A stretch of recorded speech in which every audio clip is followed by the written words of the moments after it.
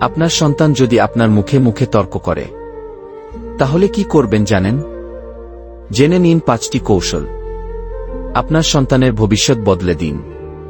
আজকের ভিডিওটি খুবই গুরুত্বপূর্ণ, কারণ আমরা এমন একটি বিষয় নিয়ে কথা বলতে যাচ্ছি যা প্রায় প্রতিটি পরিবারেই কম বেশি ঘটে। আপনার সন্তানের আপনার মুখে মুখে তর্ক করে। হ্যাঁ, আপনার সন্তান যখন ছোট ছিল সে হয়তো আপনার কোলে বসে থাকত, আপনার বলা প্রতিটি কথা মেনে চলত। কিন্তু সময়ের সাথে সাথে বয়স বাড়ার সাথে তার আচরণেও পরিবর্তন এসেছে। এখন আপনি যেটা বলছেন সে সেটার যুক্তি খুঁজছে। আপনি কোনো কিছু নিষেধ করলেই সে পাল্টা যুক্তি দিচ্ছে। কখনো কখনো রেগে গিয়ে তর্ক জড়াচ্ছে। এই পরিবর্তনটা হঠাৎ করে ঘটছে, তাই আপনি চিন্তিত। আপনি ভাবছেন, আমি কোথায় ভুল করলাম? আমার সন্তান এত রূপ ব্যবহার করছে কেন? সে তো আগে এমন ছিল না। এটা খুবই স্বাভাবিক অনুভব। কিন্তু শুধু চিন্তিত হলে হবে না, আপনাকে সঠিক উপায়ে প্রতিক্রিয়া জানাতে হবে। আপনি রেগে গিয়ে গালাগালি করেন, মারধর করেন বা কড়া ভাষায় কথা বলেন, তাহলে পরিস্থিতি আরও খারাপ হবে। আবার যদি একেবারে চুপচাপ থাকেন বা সব মেনে নেন, তাহলে সন্তান মনে করবে আপনি দুর্বল এবং তার এই তর্কের আচরণই স্বাভাবিক হয়ে দাঁড়াবে। তাই আজ আমরা আলোচনা করব কিভাবে আপনি একজন অভিভাবক হিসেবে আপনার সন্তানের সঙ্গে কথা বলবেন যখন সে আপনার মুখে মুখে তর্ক করে, কিভাবে আপনি নিজের সম্মান বজায় রেখে তার মধ্যে শৃঙ্খলা তৈরি করবেন, এবং কিভাবে আপনি এই 5টি কৌশল প্রয়োগ করলে যা আপনার সন্তানকে ধীরে ধীরে পরিবর্তন করে তুলবে। এগুলো একদিনে কাজ করবে না, কিন্তু আপনি যদি ধারাবাহিকভাবে এগুলো মেনে চলেন, তাহলে আপনি নিজেই বুঝতে পারবেন আপনার সন্তান বদলে যাচ্ছে। আসুন শুরু করা যাক 5টি কার্যকর কৌশল। নাম্বার 1, শান্ত থাকুন কিন্তু নীরব না থাকুন। সন্তানের মুখে মুখে তর্ক করার মুহূর্তে আপনি যদি রেগে যান সেটা স্বাভাবিক, কিন্তু সেই রাগে আপনি যদি মুখের উপর রিয়্যাক্ট করেন, তাহলে আপনি নিজেই তর্কে অংশ হয়ে যাবেন। আপনার সন্তানের সঙ্গে আপনি যখন এক ধরনের প্রতিযোগিতায় লিপ্ত হচ্ছেন, কে জিতবে এই লড়াইয়ে। কিন্তু আপনার লক্ষ্য তো এটা নয়। আপনি চাইছেন আপনার সন্তান বুঝুক, শিখুক এবং পরিবর্তিত হোক। তাই প্রথম কৌশল হল শান্ত থাকা। শান্ত মানে এই নয় যে আপনি চুপ থাকবেন, বরং আপনি মাথা ঠান্ডা রেখে এমনভাবে কথা বলবেন যাতে আপনার অবস্থান পরিষ্কার হয়। উদাহরণস্বরূপ, যদি আপনার সন্তান বলে, আপনি সবসময় আমাকে বকেন, আমি কিছুই বুঝি না, আপনি ও কিছুই বোঝেন না, আপনি তখন বলতে পারেন, তুমি কি বললে বাবা? সেটা শুনে আমি দুঃখ পেলাম। আমি চাই তুমি আমাকে সম্মানের সাথে কথা বলো। আমি তোমার কথা শুনতে রাজি, কিন্তু তর্ক করে নয়। শান্তভাবে কথা বললে শিশু কি বোঝে জানেন?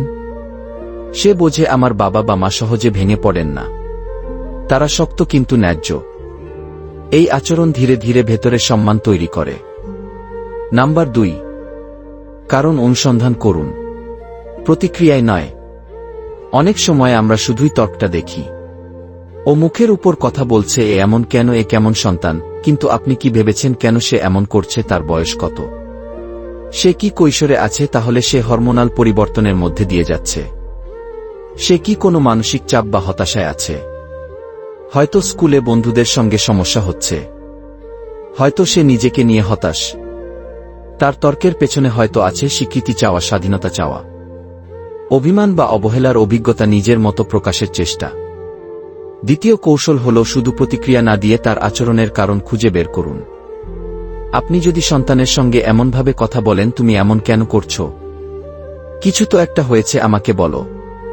তাহলে প্রথমে হয়তো সে কিছুই বলবে না, কিন্তু আপনি যদি আগ্রহ নিয়ে বিচার না করে শুনতে থাকেন, একসময় সে তার কষ্টগুলো ভাগ করে নেবে। এই একটাই পদক্ষেপ আপনাদের সম্পর্কের ভিত্তি বদলে দিতে পারে।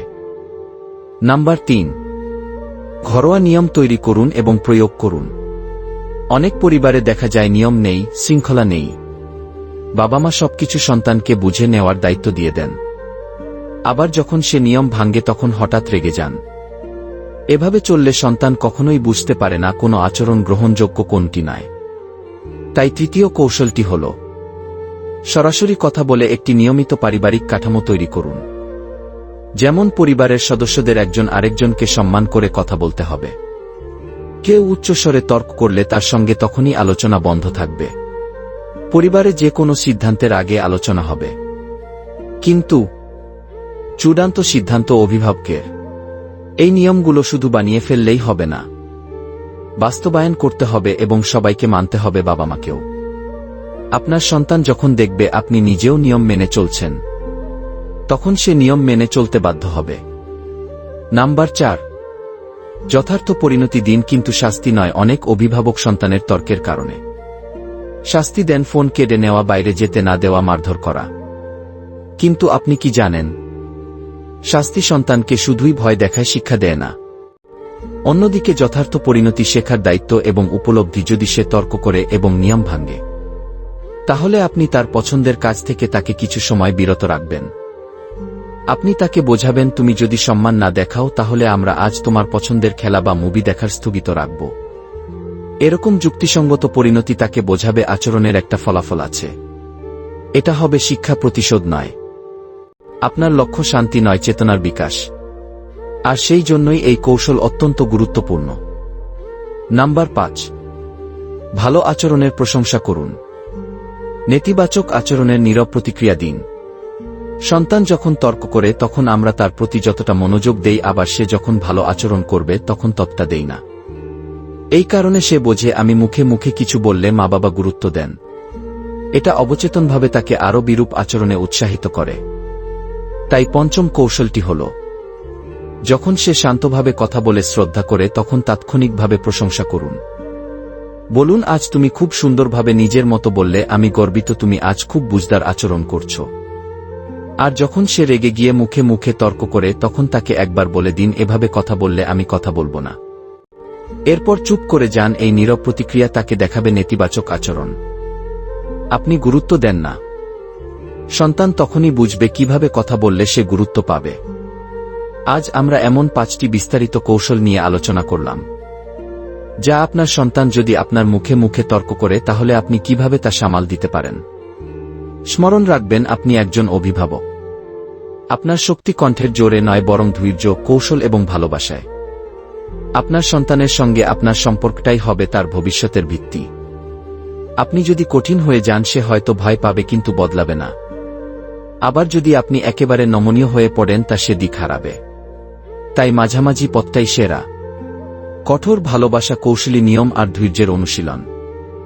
শেষে বলি, পরিবর্তন একদিনে আসে না, কিন্তু আপনি যদি আজ থেকেই এই কৌশলগুলো ধাপে ধাপে প্রয়োগ করতে থাকেন, তাহলে আপনি নিজেই অবাক হয়ে যাবেন আপনার সন্তান কেমন বদলে যাচ্ছে। আপনার শিশুর ভেতরের সম্ভাবনা বিশাল, শুধু তার সঠিক দিক নির্দেশনা দরকার, আর সেটা আপনি দিতে পারেন। ভিডিওটি যদি ভালো লেগে থাকে তাহলে অবশ্যই শেয়ার করুন অন্য কোনো পিতামাতার সাথে। কমেন্টে জানাতে পারেন কোন কৌশলটা আপনার সবচেয়ে বেশি কাজে লেগেছে।